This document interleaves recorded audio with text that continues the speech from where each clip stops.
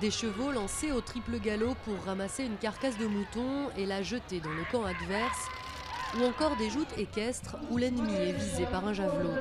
Des sports brutaux venus du fin fond de l'Anatolie et de l'Asie centrale, terres ancestrales des Turcs.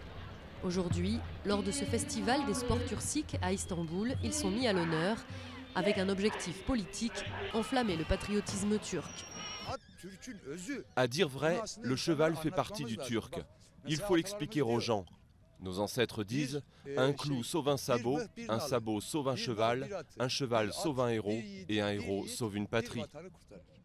Bien plus qu'un festival folklorique, cette gigantesque manifestation s'inscrit dans un effort global piloté par le président Erdogan. L'idée, célébrer le passé ottoman de la Turquie et rompre avec des décennies d'occidentalisation. Le patriotisme aujourd'hui, en Turquie, ne regarde décidément pas vers l'Europe. Nous, le peuple d'Anatolie, nous avons une histoire culturelle très riche. Des Balkans à l'Asie centrale en passant par l'Afrique du Nord, nous avons des origines communes. Nous avons des frères avec qui nous partageons une géographie culturelle. 600 athlètes sont réunis pendant 4 jours et 1 million de visiteurs turcs sont attendus.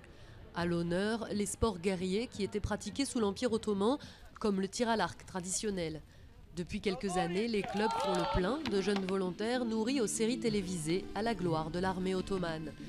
Même constat pour les lutteurs traditionnels qui voient avec fierté les aides publiques augmenter depuis quelques années, avec un effet certain.